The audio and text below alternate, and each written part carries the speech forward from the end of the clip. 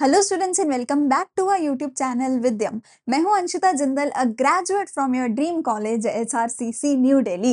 और आज इस वीडियो में हम करने वाले आखिरी पार्ट हमारे चैप्टर का सोर्सेज ऑफ बिजनेस फाइनेंस, जो कि हमारा रहने वाला है पार्ट नंबर 3, जिसमें मैं तुम्हें बोरोड फंड्स के बारे में सब कुछ करवाने वाली हूँ। तो मैंने ऑलरेडी तुम्हें पिछले पार्ट्स में बताया था borrowed funds and owners funds क्या होते हैं, इनके बीच का डिफरेंस क्या होता है। एंड मैंने तुम्हें ओनर्स फंड की सारी types, equity shares, preference shares and retained earnings, वो सारा कुछ पिछले पार्ट्स में करवाया था। अगर वो नहीं देखा है तो नीचे तुम्हारे पास प्लेलिस्ट का लिंक है, वहां से जाके प्लेलिस्ट में से सारे पार्ट्स तुम्हें मिल जाएंगे, वहां से जाके सब कुछ तुम देख सकते हो। आज हम करेंगे बोरोड फंड्स की सारी टाइप्स, जिसके साथ ही चैप्टर हो जाएगा हमारा समाप्त। ठीक है, अगर ये मेरा नोट्स चाहिए तो नीचे टेलीग्राम चैनल का लिंक है, वहां से जाके नोट्स ले लेना। ठीक है, शुरू करते हैं हमारे आज के लेक्चर को। तो बोरोड फंड्स क्या होता है, पहले मैं तुम्हें थोड़ा सा इसका आइडिया दे देती हूँ। देखो, borrowed funds refers to the funds raised through loans और borrowings। तो अगर मुझे पैसा चाहिए, या तो मैं किसी को बोलूंगी कि भैया पैसा दे दे, बदले में मेरी बिजनेस में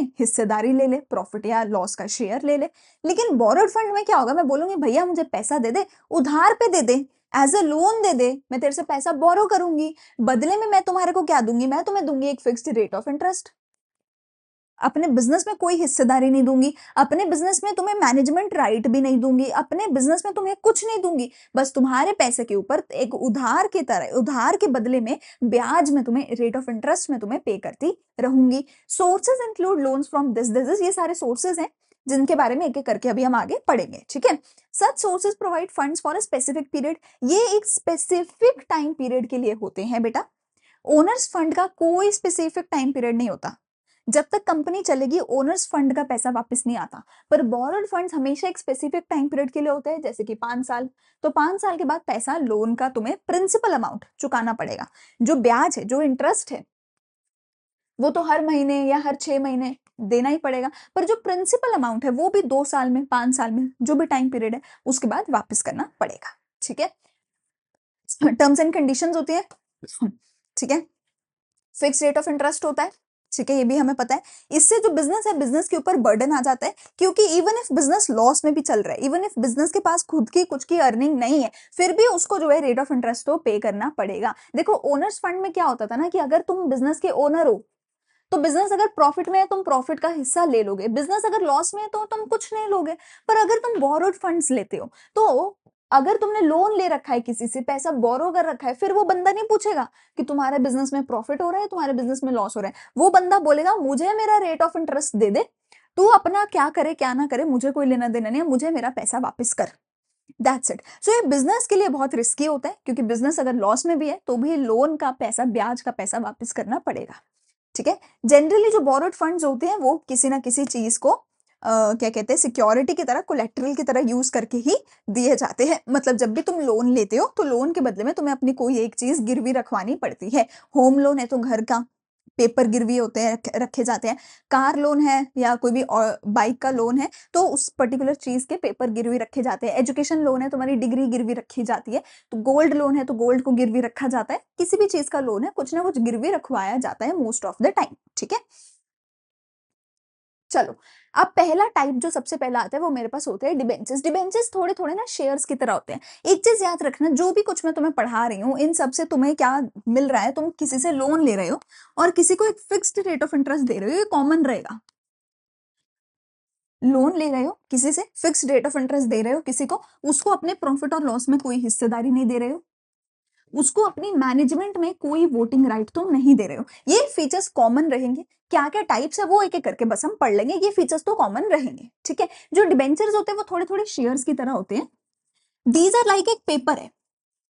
ठीक है, दिस इज लाइक, मान लो एक पेपर है। ठीक है, मैंने आपको बोला यार मुझे लोन दे दे, आपने क्या किया, मुझे लोन दे दिया 10 लाख रुपए का, और मैंने आपको एक पेपर पे लिख के दे दिया कि मैंने 10 लाख रुपए का लोन लिया हुआ है। ये पेपर जो भी लाके मुझे देगा, मैं उस इंसान को 10 लाख रुपए वापस कर दूंगा, जब भी करना होगा टर्म्स एंड कंडीशन के हिसाब से। ठीक है, ये पेपर जिसके पास होगा मैं उसको रेट ऑफ इंटरेस्ट दे दूंगा। अब आपने वो पेपर ले लिया मेरे से, उस पर टर्म्स एंड कंडीशन लिखी हुई है। अब क्या होगा, कल को अगर आपको आपका पैसा वापस चाहिए, या तो मेरे पास आओगे कि ला भाई मेरा पैसा वापस कर, पेपर लेके आओगे, या फिर आप वो पेपर किसी को आगे बेच सकते हो। आप किसी और को बोल दो यार मुझे 10 लाख रुपए दे दे, ये पेपर तू रख ले और कल को इससे मेरे से जाके वो इंसान पैसा वापस मेरे से ले जाएगा। जैसे शेयर्स में होता है, मैंने अपना शेयर खरीदा था रिलायंस का, मैंने वो शेयर किसी और को बेच दिया, उसने वो शेयर आगे बेच दिया। ऐसे ही डिबेंचर होते हैं। आपने मुझे लोन दिया था, आपने अपना डिबेंचर किसी और को बेच दिया और उस बंदे ने आपको पैसा दे दिया। अब मेरे से पैसा लेने वापस वो बंदा आ सकता है क्योंकि अब डिबेंचर उसके पास है। तो जिसके पास वो पेपर होगा वो पैसा लेने आएगा। ये जो पेपर है इसको आप आगे आगे बेच सकते हो। शेयर की तरह ही होता है डिबेंचर, पर इसमें तुम्हें लोन के फॉर्म में दिया जाता है। इसमें तुम्हारी ओनरशिप राइट नहीं होती शेयर्स की तरह। ठीक है। Debentures are important instrument for raising long term के लिए होती है। ठीक है, ऐसा नहीं कि 2-4 महीने के लिए नहीं होता। Debenture issued by the companies acknowledgement. देखो मैं क्या कह रही हूँ कि जैसे पेपर है बस और कुछ नहीं है। मैं कहती हूँ मेरे पास डिबेंचर आ गया। डिबेंचर है क्या? कोई ऐसा है कि कोई डब्बा है, कुछ है? नहीं, कोई डब्बा नहीं है, कुछ नहीं। डिबेंचर बस एक एक्नॉलेजमेंट है कि जैसे एक पीस ऑफ पेपर है जिसपे लिखा हुआ है कि हाँ जी आपके 10 लाख रुपए मिल गए हैं हमें, अब आप मेरा डिबेंचर ले लीजिए, अब आप मेरा वो पेपर ले लीजिए, वो बात है। ठीक है। That the company has borrowed, कि कंपनी ने आपसे 10 लाख रुपए लिया है, कुछ टर्म्स एंड कंडीशन पे, कुछ प्रॉमिस करे हैं कि हम किसी एक फ्यूचर डेट पे आपको आपका पैसा वापस कर देंगे। ठीक है। जो डिबेंचर होल्डर है उसको क्रेडिटर बोला जाता है क्योंकि ऑब्वियसली जो भी लोन देता है वो क्रेडिटर बन जाता है। इनको एक फिक्स रेट ऑफ इंटरेस्ट मिलता है। वो तो है ही है, मैंने बोला है कि लोन है तो फिक्स रेट ऑफ इंटरेस्ट मिलेगा। कंपनी अलग अलग तरीके के डिबेंचर इशू कर सकते हैं। अलग अलग बहुत अलग अलग टाइप्स होती है डिबेंचर की, जो हमें पढ़ने की कोई जरूरत नहीं है। जैसे कि एक एग्जाम्पल मैंने दिया है कि एक होते हैं जीरो इंटरेस्ट डिबेंचर्स, जो कि आई थिंक आईडीबीआई बैंक ने कुछ साल पहले शुरू करे थे और वो बहुत फेमस हुए थे। जीरो इंटरेस्ट डिबेंचर क्या है कि तुमने डिबेंचर के बदले में पैसा दे दिया कंपनी को, कंपनी तुम्हें इसके ऊपर कोई रेट ऑफ इंटरेस्ट पे नहीं करेगी। जीरो इंटरेस्ट है, do not carry rate of interest has also become popular in recent years. The difference between the face value of the debenture and the purchase price is the return to the investor. मतलब दो चीजें हो सकती हैं। देखो यहाँ पे हम देखते हैं दो चीजें हो सकती है। एक हो सकता है कि मैंने आपसे 10 लाख रुपए का लोन लिया और मैं हर महीने तुम्हें 12% के हिसाब से ब्याज देती हूँ और वापस मैं तुम्हें 10 लाख रुपए करूंगी 2 साल के बाद। दूसरा तरीका हो सकता है कि मैंने तुम्हें 10 लाख रुपए दिए, मैं सॉरी हाँ, तुमने मुझसे मैंने लोन लिया 10 लाख रुपए का, मैं हर महीने कोई ब्याज नहीं देती, कोई ब्याज नहीं देती, 0% है। पर जब मैं रिटर्न करूंगी तो 10 लाख की जगह 15 लाख मुझे वापस करने पड़ेंगे या 12 लाख मुझे वापस करने पड़ेंगे। तो रिटर्न के टाइम पे यहाँ 10 लाख ही मिलता, पर वो टाइम टू टाइम ब्याज मिलता रहता। यहाँ पे रिटर्न ही 12 लाख होगा, ब्याज नहीं मिलेगा, बस ब्याज कोई नहीं होगा, तो वो जीरो इंटरेस्ट डिबेंचर हो जाएंगे। ठीक है। मेरिट्स क्या है? फिक्स्ड इनकम आती रहेगी, फिक्स्ड रेट ऑफ इंटरेस्ट होता है तो कम रिस्क होता है लोगों के लिए। ठीक है ना। ये फिक्स चार्ज फंड्स होते हैं। Do not participate in profit, profit और लॉस में हिस्सेदारी नहीं होती क्योंकि ये बोरोड फंड्स हैं। ठीक है। Issue of debenture is suitable in the situation when the sales and the earnings are relatively stable. देखो कोई भी अगर तुम्हारा है बोरोड फंड तभी सुटेबल होता है जब तुम्हें पता है कि भैया मेरी कंपनी में इतना पैसा है, इतनी अर्निंग है कि मैं इंटरेस्ट का पैसा वापस कर सकूं। तो जब किसी कंपनी की सेल स्टेबल है और कंपनी को पता है कि मैं हर महीने ब्याज दे सकती हूं, तभी वो कंपनी डिबेंचर या कोई भी लोन लेती है। ठीक है। इन पे कोई वोटिंग राइट नहीं होता। ठीक है। तो इससे तुम्हारा जो इक्विटी का कंट्रोल है वो नहीं छिनता। मैंने ये तो तुम्हें पहले ही बता दिया कि प्रॉफिट एंड लॉस में हिस्सेदारी भी नहीं होती और मैनेजमेंट की वोटिंग में, कंट्रोल में भी हिस्सेदारी डिबेंचर्स की नहीं होती। लिमिटेशंस क्या है कि डिबेंचर्स की वजह से जो कंपनी है, कंपनी के ऊपर एक परमानेंट बर्डन पड़ गया। अब अगर कंपनी रिस्क में है, अब अगर कंपनी लॉस में भी है तो भी उसको रेट ऑफ इंटरेस्ट तो पे करना पड़ेगा, इंटरेस्ट ब्याज तो देना पड़ेगा। कुछ एक होते हैं रिडीमेबल डिबेंचर्स। रिडीमेबल डिबेंचर्स के केस में क्या होता है? The company has to make provision for repayment on specific date. मतलब बेसिकली कंपनी के लिए लोन लेना रिस्की है क्योंकि कंपनी अगर लॉस में है तो भी उसको ब्याज तो देना ही पड़ेगा, और चाहे कंपनी लॉस में है फिर भी उसको जो रीपेमेंट है पैसे की, इंटरेस्ट प्रिंसिपल अमाउंट की, वो भी उसको वापस करना पड़ेगा, फिर चाहे कंपनी कितने ही लॉस में क्यों ना हो। ठीक है। हर एक कंपनी की एक सर्टेन बोरोइंग कैपेसिटी होती है। मतलब अगर मेरी इनकम 10 लाख रुपए है, मैं ज्यादा से ज्यादा 20 लाख का लोन ले लूंगी कि भाई 2 साल में उतर जाएगा। 30 लाख का लोन ले लूंगी, 3 साल में उतर जाएगा। मैं 10 लाख की इनकम के साथ 1-1.5 करोड़ का लोन नहीं ले सकती, 10-15-20 साल लोन चलता रहे। नहीं भाई, सबकी एक बोरोइंग कैपेसिटी होती है। और अगर मैंने एक बार डिबेंचर इशू कर दिए, एक बार मैंने 5 लाख का लोन ले लिया, तो आगे के लिए मेरी वो जो बोरोइंग कैपेसिटी है वो रिड्यूस हो गई। अब मैं आगे से लोन लूंगी तो सोच समझ के लूंगी, ये बोला जहां पे जा रहा है। ठीक है, चलो फिर है बैंक। दिस इज सिंपली कि भैया बैंक से लोन तो ले ही सकते हो, ये सिंपल वही बात है कि तुम बैंक से जाके लोन ले सकते हो। फिर चाहे तुम्हारी कंपनी छोटी है या बड़ी है, अलग अलग तरीके से तुम लोन ले सकते हो। ये सारे अलग अलग तरीके होते हैं कंपनी के, बैंक तुम्हें कैसे कैसे लोन देता है। कैश क्रेडिट होता है, ओवरड्राफ्ट होता है, लॉन्ग टर्म के लिए होता है कि 5 साल का लोन दे दिया। ठीक है, discounting of bill, issue of letter of credit, अलग अलग तरीके होते हैं। कैश क्रेडिट इज लाइक कि जैसे आपका क्रेडिट कार्ड टाइप्स वगैरह हो गए। ओवरड्राफ्ट किसको मिलता है? बिजनेसमैन को मिलता है, जिसके अंदर बिजनेसमैन अपने अकाउंट से ज्यादा पैसा विड्रॉ करवा सकते हैं। अगर तुम्हारे अकाउंट में 10 लाख रुपए हैं, पर फिर भी तुम 10 लाख से ज्यादा विड्रॉ करा सकते हो। बैंक ने तुम्हें वो फैसिलिटी दे रखी है। तुमने विड्रॉ करा लिया 15 लाख, तो बचा हुआ 5 लाख कहां से आया? वो बैंक ने तुम्हें दिया है extra 5 lakh as a loan, जिसपे बैंक तुमसे ब्याज लेगा। ठीक है, रेट ऑफ इंटरेस्ट जो है इस पे डिपेंड करता है अलग अलग फैक्टर्स पे। एक फिक्स रेट ऑफ इंटरेस्ट तो होता ही है, पर फर्म बड़ी है या छोटी है, कितनी ट्रस्टवर्दी है, कितना इंटरेस्ट रेट मार्केट में चल रहा है, उस पर डिपेंड करता है कि तुम्हें कितना इंटरेस्ट देना पड़ेगा। लोन को या तो इंस्टॉलमेंट में रीपे करते हो, या 2 साल 5 साल के बाद पूरे का पूरा एक साथ रीपे करते हो। ये कोई परमानेंट सोर्स ऑफ फंड्स नहीं है, इसको तुम्हें एक कुछ ना कुछ टाइम के बाद वापस करना ही पड़ेगा। तुम ये नहीं बोल सकते कि एक बार लोन ले लिया तो उम्र भर कभी वापस नहीं करूंगा, नहीं। ओनर्स फंड होते हैं जिसको उम्र भर में कभी वापस नहीं करना। लोन का पैसा तो 2 साल बाद या 5 साल, जो भी फिक्स टाइम है उसके बाद वापस करना ही पड़ता है। ठीक है, borrower is required to provide some security, वही कुछ ना कुछ तो तुम्हें गिरवी भी रखवाना ही पड़ेगा। बिना गिरवी रखवाए लोन नहीं दिया जाता, बिना सिक्योरिटी के लोन नहीं दिया जाता। मेरिट्स डीमेरिट्स तुम देख सकते हो, ऑलमोस्ट सेम ही होंगे। ठीक है, बैंक्स जो है असिस्टेंस देते हैं, बिजनेस की सीक्रेसी बनी रहती है कि बिजनेस किसी को बाहर नहीं पता चलेगा। कुछ एक फॉर्मेलिटीज होती हैं लोन लेने में, पर वो बहुत कम होती है। अगर तुम्हें शेयर्स इशू करने हैं तो फॉर्मेलिटी बहुत ज्यादा होती है, बैंक लोन लेने में फॉर्मेलिटी बहुत कम होती है। ये एक फ्लेक्सिबल सोर्स ऑफ फाइनेंस है, जब पैसा चाहिए तो लोन ले लो, जब पैसा नहीं चाहिए तो लोन का पैसा वापस कर दो। ठीक है, कोई परमानेंट प्रॉब्लम तुम्हारे लिए नहीं है। ठीक है, बट ये यूजुअली शॉर्ट टर्म के लिए होता है। तो अगर किसी कंपनी को लॉन्ग टर्म के लिए चाहिए तो उसको लोन से उसका काम नहीं चलेगा। फिर वही बात है कि जो है तुम्हें फिक्स रेट ऑफ इंटरेस्ट देना पड़ेगा लॉस के केस में। ठीक है, तुम्हारे लिए मुश्किल हो सकता है। बैंक्स बहुत मुश्किल टर्म्स एंड कंडीशन लगा देते हैं, बैंक्स बहुत ज्यादा इन्वेस्टिगेशन करते हैं, माथापच्ची करते हैं, तो ये कुछ एक प्रॉब्लम्स भी हमें देखने को मिलती हैं। फिर है ट्रेड क्रेडिट। ट्रेड क्रेडिट का सिंपल मतलब होता है बाय गुड्स ऑन क्रेडिट। मैंने किसी से सामान उधार पे लिया है, बस इसका सिंपल ये मतलब है, इससे ज्यादा और कुछ मतलब नहीं है ट्रेड क्रेडिट का। एंट्री पास करते हो ना, sold goods on credit to Ramesh, bought goods on credit from Ramesh, तो वही अगर मैं किसी से उधार पे सामान खरीद रही हूँ उसको ट्रेड क्रेडिट बोला जाता है। और कोई इसका मतलब नहीं है कि तुमने कुछ सामान खरीदा है बिना पेमेंट करे, यानी कि उधार पे खरीदा है। Such credit appears in the records of the buyer as creditors. अगर तुमने सामान खरीदा है तो तुम्हारे लिए सामने वाला क्या है? तुम्हारा क्रेडिटर बन गया है, जिसने तुम्हें पैसा ब्याज पे दिया है, जिसको तुम्हें वापस करना पड़ेगा पैसा, या इसको अकाउंट्स पेएबल भी बोला जाता है। शॉर्ट टर्म के लिए होता है, ऐसे नहीं है सामान आज ले जाता हूँ, पैसा 10 साल बाद वापस करूंगा, नहीं, पैसा 10 दिन बाद वापस करूंगा। इससे ज्यादा यूजुअली होता नहीं है, ज्यादा 1 2 3 महीने का होता है। ऐसा नहीं कि साल 2 साल चलता है, ऐसा नहीं होता। शॉर्ट टर्म के लिए होता है। ये उन्हीं को मिलता है जो ट्रस्टवर्दी होते हैं, जिनका बाजार में अच्छा नाम होता है। ठीक है, जिनका हमें पता होता है कि हाँ पैसा लेके भागेगा नहीं, सामान लेके भागेगा नहीं। ठीक है, कितना पैसा देना है, कितने टाइम के लिए देना है, ये भी अलग अलग चीजों पे डिपेंड करता है। छोटी कंपनी जो है वो सामान उधार पे नहीं दे सकती। कितना सामान उधार पे देना है, कितने टाइम के लिए देना है, कितनी उधारी देनी है, वो डिपेंड करता है किस पे? Reputation of the purchasing firm. वही बात हो गई, सामने वाले पे अगर आप भरोसा ही नहीं करते, आप कुछ उधार पे नहीं दोगे। अगर भरोसा करते हो तो उधार पे दे दोगे। ठीक है ना।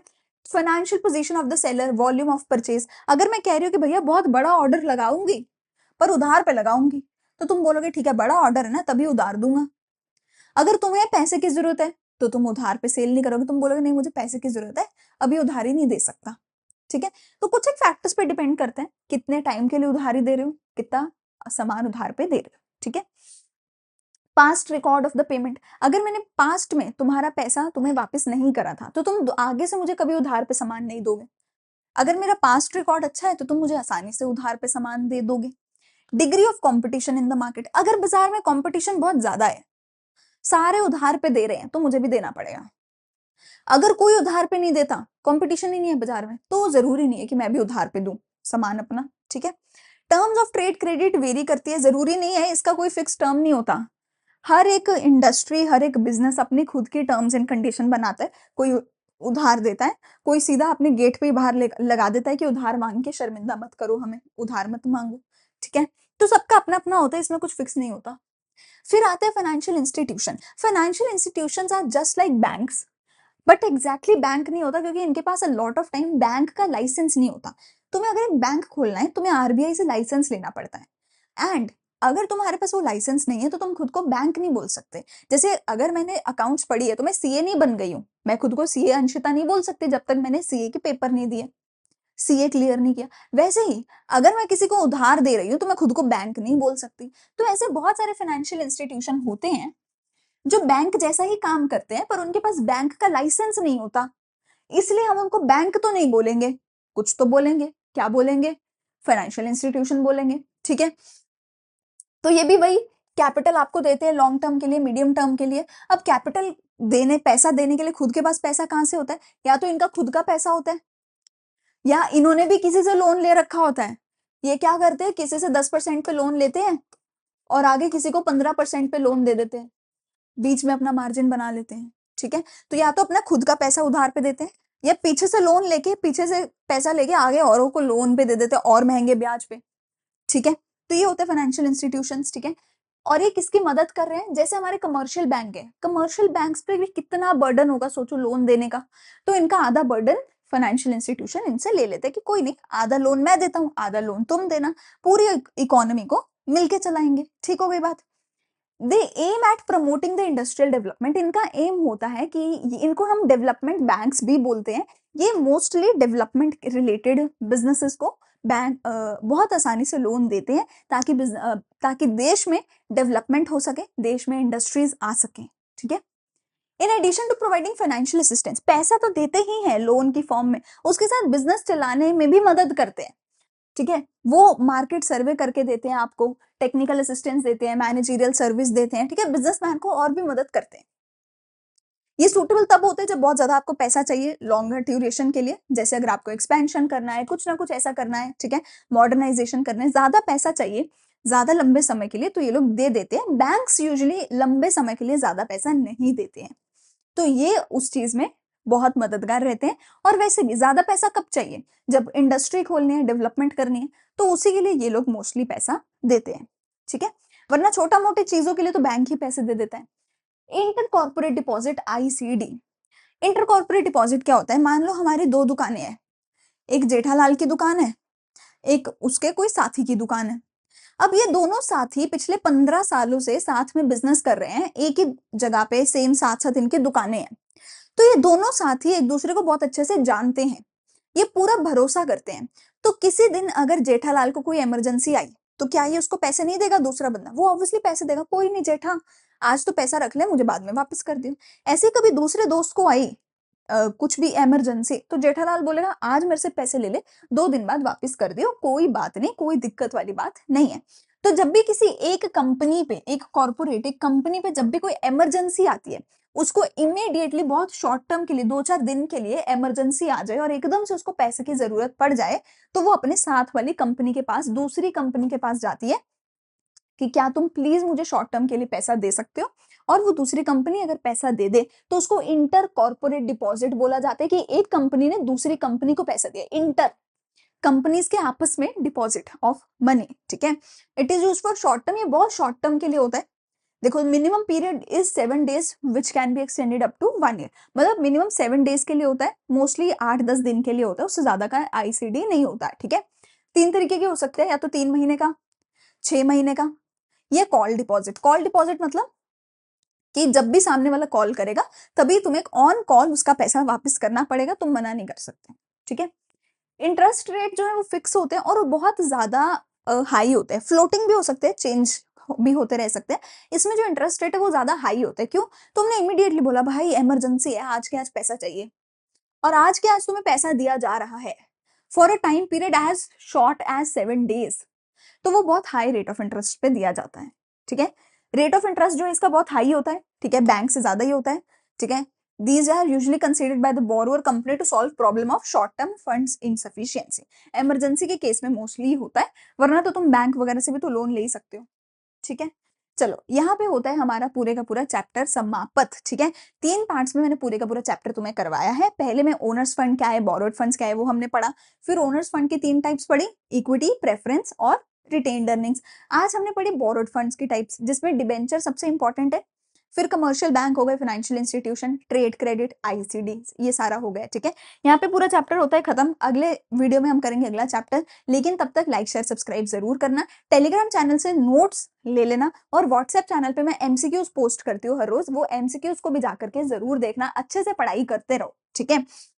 अगर कुछ अच्छा लगे तो मुझे कमेंट सेक्शन में जरूर बताना। डाउट्स है तो वो भी टाइम स्टैम्प के साथ कमेंट सेक्शन में पूछ सकते हो, मैं डाउट्स का आंसर करूंगी। हम मिलेंगे अगली वीडियो में। Thank you, bye bye.